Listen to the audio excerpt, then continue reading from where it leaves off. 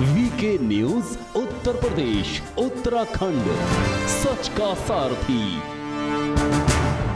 देखिए, सबसे पहले आज जो केस टेकअप किया गया था वो मुस्लिम पक्ष द्वारा, अंजुमन इंतज़ामिया द्वारा जो उन्होंने पिटिशन फाइल की थी, जिसमें 21/4 के ऑर्डर को चुनौती दी गई थी ऑनरेबल इलाहाबाद हाई कोर्ट के। और उन्होंने ये पक्ष रखा था, मांग रखी थी कि कमीशन अपॉइंट करने का ऑर्डर ही इटसेल्फ गलत है, इसलिए उसको एग्जामिन किया जाए।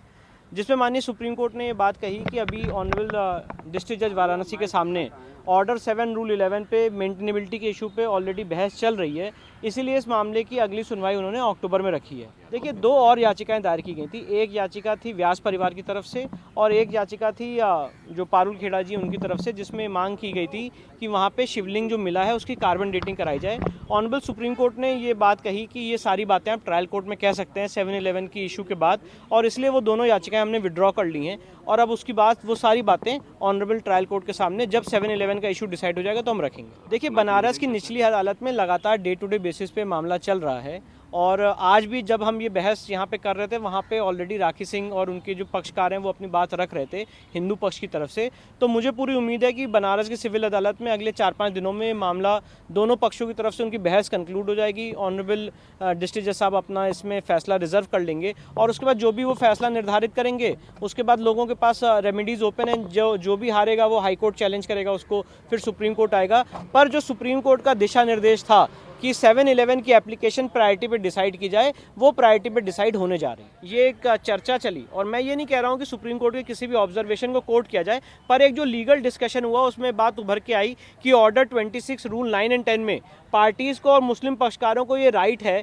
कि जो भी सर्वे कमिश्नर की रिपोर्ट आई है वो वापस चैलेंज कर सकते हैं। अभी सर्वे कमीशन की रिपोर्ट पे कोई बात भी नहीं हो रही है, सिर्फ और सिर्फ प्लेन डेवलपमेंट्स देखे जा रहे हैं कि वो सही हैं कि गलत हैं।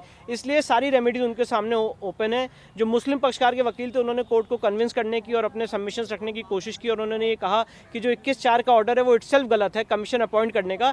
ये सारी बातों को कोर्ट ने ना देखते हुए कोर्ट ने इस मामले की सुनवाई अब अक्टूबर में रखी है, और तब तक ऑनरेबल डिस्ट्रिक्ट जज साहब का फैसला भी हम सबके सामने आ जाएगा। देखिए, यही मैं बता रहा हूँ, जब मुस्लिम पक्षकारों के वकील ने बहस की कि जो कमीशन अपॉइंट करने का ऑर्डर है वही गलत है, और वो उस पर अपने सबमिशंस रेज करना चाहते थे, उस पर्पस से, उस पर्सपेक्टिव से मामला अक्टूबर में रखा गया है। और जब ये अक्टूबर में मामला आएगा और वो कमीशन के अपॉइंटमेंट के ऑर्डर को ही जो चुनौती दे रहे हैं, जब उस पर अपनी बहस रखेंगे तो उसका हम प्रत्युत्तर देंगे। जी बिल्कुल, देखिए, सुप्रीम कोर्ट का जो ऑर्डर है 20 मई का, जो वजू एरिया जहां पे शिवलिंग पाया गया, उस एरिया को जो सील किया गया है, वो ऑर्डर बरकरार रहेगा। 20 मई के ऑर्डर में बड़ा क्लियर लिखा हुआ है कि ऑर्डर तब तक चलेगा जब तक 7/11 की एप्लीकेशन नहीं डिसाइड हो जाती है, और उसके डिसाइड होने के 8 हफ्ते तक वो 20 मई का ऑर्डर ऑपरेट करेगा। तो बहुत क्लियर डायरेक्शन है, और इसीलिए जो वजू का एरिया है जहाँ पे शिवलिंग पाया गया था वो आज भी सील रहेगा।